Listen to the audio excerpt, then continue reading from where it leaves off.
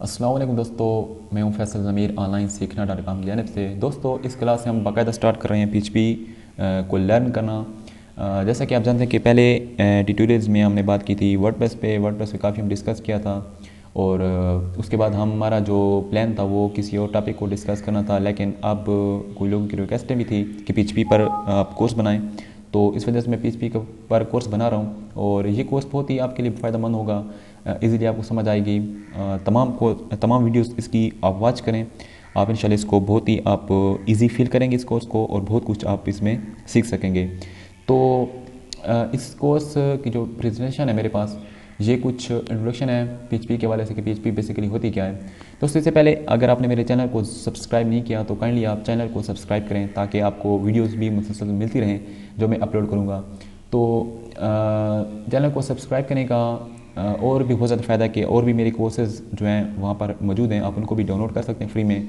और इंशाल्लाह इसके बाद जो और कोर्स बनाऊँगा वो भी आपको इंशाल्लाह मिलेंगे। ठीक है, तो ये कुछ प्रेजेंटेशन है। इसमें इंट्रोडक्शन टू PHP के PHP का तारफ़। PHP is a hyper text pre processor. ये इसका वो है एब्रीविएशन है कि ये क्या होता है। ये होता है हाइपर टेक्स्ट प्री प्रोसेसर। उसके बाद PHP is the server side scripting language that is embedded in HTML।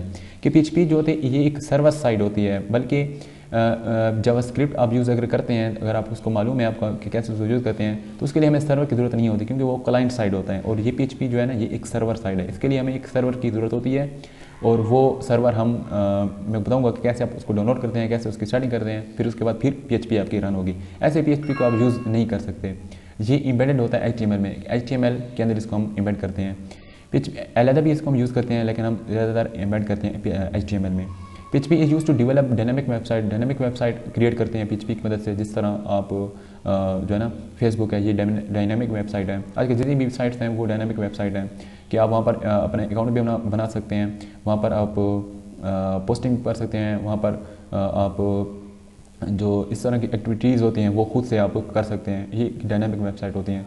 और उसके बाद even it is use to build entire e commerce sites. ठीक है, ये जिस तरह अमेजोन है, अलीबाबा है, और ये बड़ी बड़ी जो साइट्स हैं ये भी PHP में बनती हैं, जो ई कॉमर्स की साइट हैं। ठीक है, जिससे आप परचेजिंग करते हैं, बाई करते हैं प्रोडक्ट्स को, वो ई कॉमर्स की साइट होते हैं, वो भी आप PHP की मदद से डेवलप कर सकते हैं।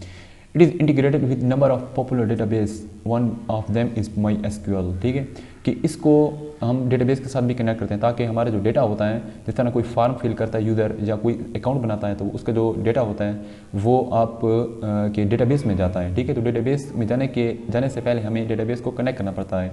और जो ज़्यादातर हम यूज़ करते हैं डेटाबेस, वो MySQL डेटाबेस हम यूज़ करते हैं। और भी आप यूज़ कर सकते हैं जो ज़्यादातर एक्सपर्ट हैं। ठीक है, और जो हमने देखा है तो वो ज़्यादातर वो MySQL यूज़ करते हैं।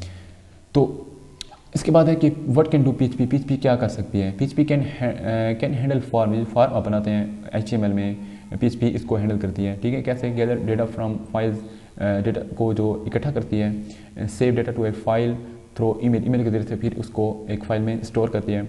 You can send data, return data to the user. आप डेटा को जो है ना सेंड भी कर सकते हैं और आपको भी रिटर्न हो सकता है।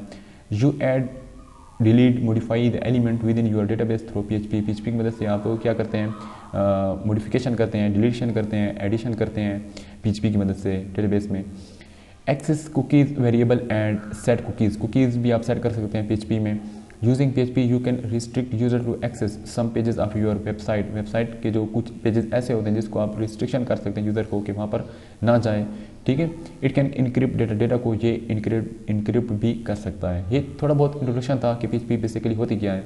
अब ये समझे कि ये डिज़ाइनिंग नहीं होती, ये एक बैकएंड लैंग्वेज है। ये फ्रंट एंड नहीं है जिस तरह HTML CSS3 आप यूज़ करते हैं और बूटस्ट्रैप होता है, आप डिज़ाइनिंग करते हैं। बल्कि ये डिज़ाइनिंग नहीं, बल्कि ये प्रोग्रामिंग है। और ये फंक्शनलिटी को इंक्रीज़ करने के लिए हम इसको इस्तेमाल करते हैं। फंक्शनलिटी अगर हम चाहते हैं तो हम PHP यूज़ करते हैं। ये एक प्रोग्रामिंग लैंग्वेज है। उसके बाद है कि डायनामिक वेबसाइट हम क्रिएट करते हैं use of PHP। Dynamic website create करते हैं, ई कॉमर्स वेबसाइट हम क्रिएट करते हैं, ये बता दिया है। और इसकी मदद से हम CMS बनाते हैं। CMS ऐसा सिस्टम होता है जिसमें आप जो वो होता है, यूज़र होता है, वो पोस्ट करता है, उस पोस्ट को भी डिलीट भी कर सकता है। उसके बाद उसको डिलीट भी कर सकता है, अपडेट भी कर सकता है, और क्या कर सकता है, और उसकी जो मॉडिफिकेशन वो भी कर सकता है। और ये इसको CMS। तो CMS की बात कर रहे थे वर्डप्रेस भी एक CMS है। आप PHP की मदद से वर्डप्रेस को भी डेवलप कर सकते हैं। वर्डप्रेस जैसा आप प्लेटफॉर्म बना सकते हैं अगर आप एक्सपर्ट हैं इसमें। तो जुमला और ड्रुपल ये भी एक CMS की अक़साम है जो PHP में डेवलप हुए हैं। PHP use to create different type of application, मुख्तलिफ़ किस्म की एप्लीकेशन आप डेवलप कर सकते हैं। जिस तरह कैलकुलेटर है, ऑनलाइन वोटिंग सिस्टम है, ये बहुत ही ईजी हैं, ये आप डेवलप कर सकते हैं। मैं भी आपको इंशाल्लाह बताऊँगा। इसके बाद विंडो बेस्ड एप्लीकेशन होते हैं जिस तरह MS ऑफिस है, जिस तरह ये आपके सामने ये पावर पॉइंट ओपन हुए, ये भी PHP में डेवलप होती हैं। और दूसरी ओर प्रोग्रामिंग लैंग्वेज भी होती हैं। तो यही PHP की कमाल है कि सब कुछ हो सकता है PHP की मदद से। बशर्ते ये है कि आपको बेसिक लर्न करना होता है PHP, और उसके बाद आपको समझना पड़ता है, ख़ुद से आपको कोडिंग करनी पड़ती है और प्रैक्टिस करनी पड़ती है, अपने दिमाग को फिर यूज़ करना पड़ता है। अगर आप दूसरों को देख देख कर आप कोडिंग लिखेंगे तो आपको इतना फ़ायदा नहीं होगा जब आप अपने दिमाग को इस्तेमाल करके कोशिश करेंगे और कोई चीज़ बनाएंगे तो। ठीक है, तो नेक्स्ट क्लास में आपको बताऊंगा कैसे आप इसकी इंस्टॉलेशन करते हैं और किस तरीके से फिर ये आपके ब्राउज़र में रन होगा। मुझे इजाज़त दीजिए, अल्लाह हाफ़िज़।